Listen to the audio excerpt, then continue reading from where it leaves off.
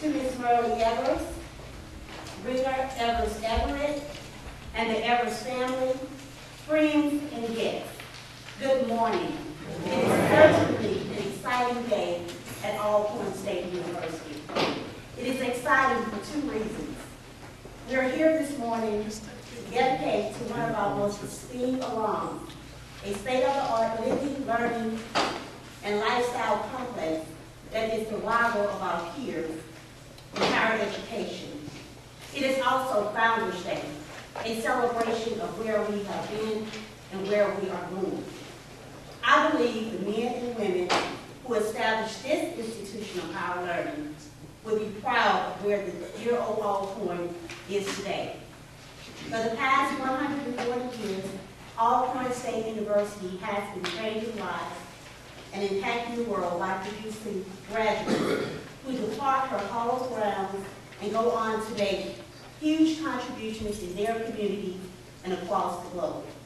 This morning, I'm honored to preside over this great occasion, the dedication and ribbon-cutting ceremony of the Medgar Wiley Heritage Village. During the fall of 2010, the university opened a state-of-the-art student housing complex that includes 4 residence halls and an amenities building. The complex was later named in honor of our very own Medgar Wiley Evers. Evers, a graduate of the class of 1952, matriculated on Alcorn's campus as a college student in 1948 and didn't hesitate to make his presence known. He was editor of the newspaper, editor of the yearbook. He was captain of the debate and football teams. He was a member of the business club, junior class president, and member of the university choir. He was a visionary for change. During his senior year, Evers sharpened his internal spirit in civil rights, activism, and his quest for equal rights and citizenship for all. He was a great man who left a legacy of leadership and courage for future generations to follow. The Alcorn family is grateful to the students that were inspired by his accomplishments and voted to name the housing complex in his honor.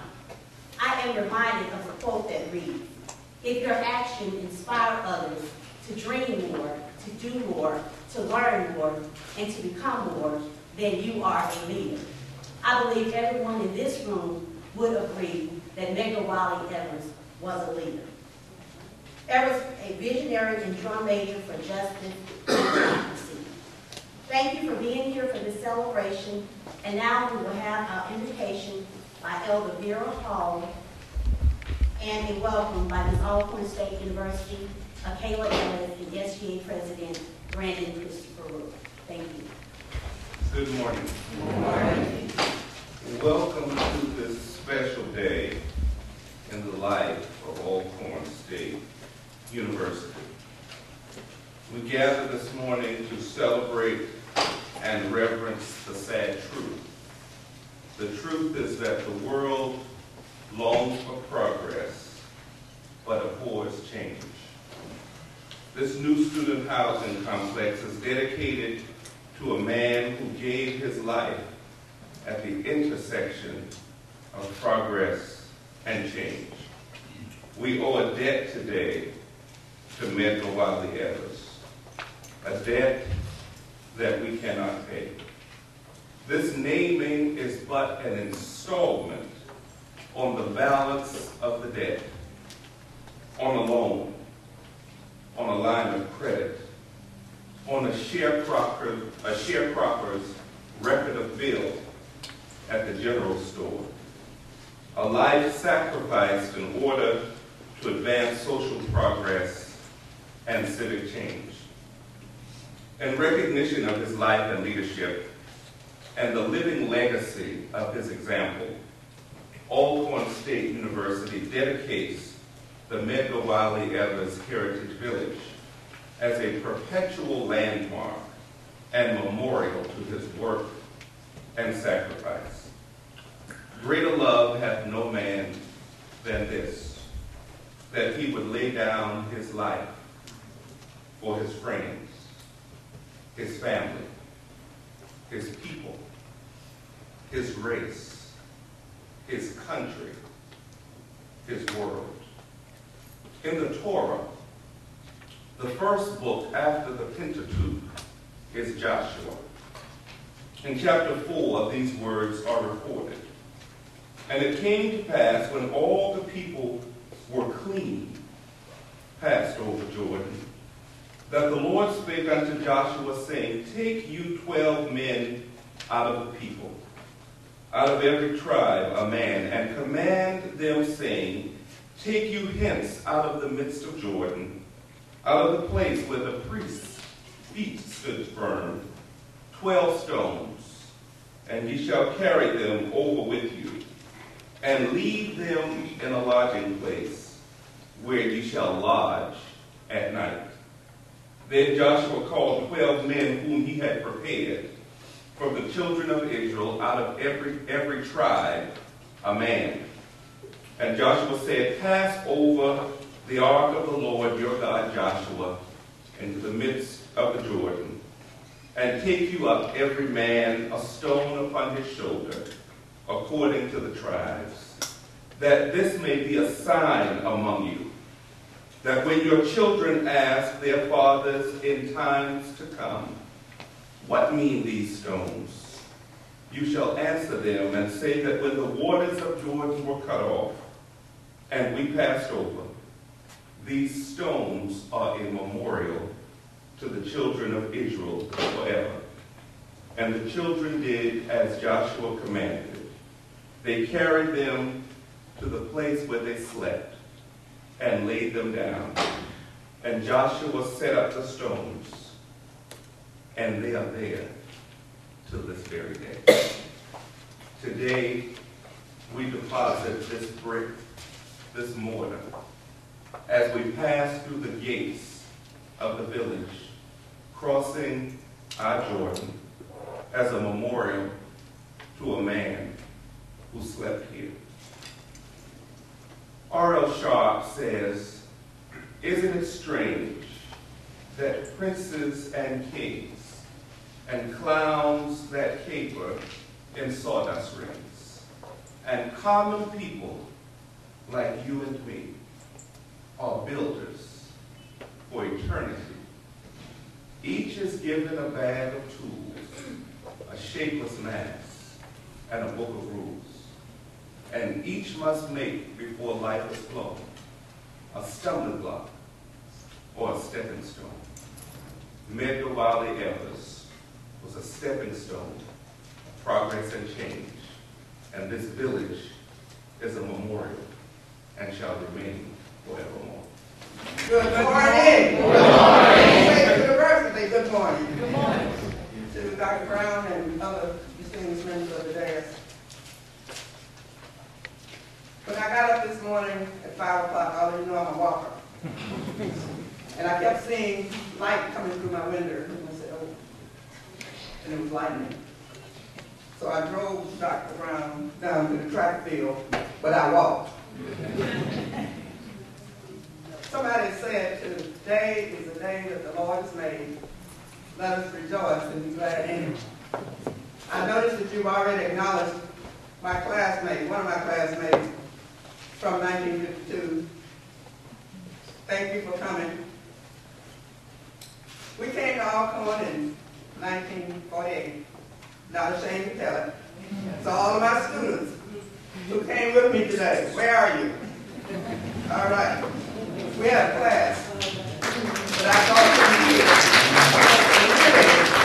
you get a class learning today. And the learning outcome is going to be, look at Alcorn State University now. I am here to talk about Medgar. And it would take me longer than the time we have. I remember Medgar playing football. I remember doing all the things that you have here on this paper. And the advantage that I have, and the Stubbs and I have, that we were here. We lived it with him. We walked up and down this campus. We sat under that giant oak tree But we also went to the classroom, which was Bowles Hall, the only classroom on this building, on this campus. We went to the chemistry lab. We went to the biology lab. And when we graduated, one of the things that I remember most, the president, who was Dr. Otis at that time, pulled out of his pocket a handkerchief, and he started dotting his eyes. And we want to know, why is the president crying if he's glad we're leaving? And he said to us afterwards, "You all are one of the best classes that I've had." I think if my memory is correct, there were about 88 of us. We have gone out into the world and tried to make a difference in the life of people. Medgar was one of them. I remember when Medgar got involved in the NAACP, and we would see him out in the public, and one of the things that he would always say, he would kind of keep a distance, because he knew he was a target. But he would always be happy that he had the support of his classmates. And that day when I heard the sad news, I was out in my yard, that he had been shot. I said, a martyr is gone. He gave his life as an activist, but it wasn't about him. It was about social justice. And for those of us who are in this building, and I suspect that for my students, this is the first time you've been here, so enjoy, that when you look around today, your challenge is for Medgar. The best gift you can give him is that when you graduate, you go out into the world and you be competitive with anybody from anywhere. That's what he was all about. He just didn't do all of those things you see on the paper. He was a scholar. We respected him. You talk about a student athlete, he was one. So today, as someone has already said, we look at bricks and mortar. But for Medgar Evers, it was about human being and human justice. And we are proud of that.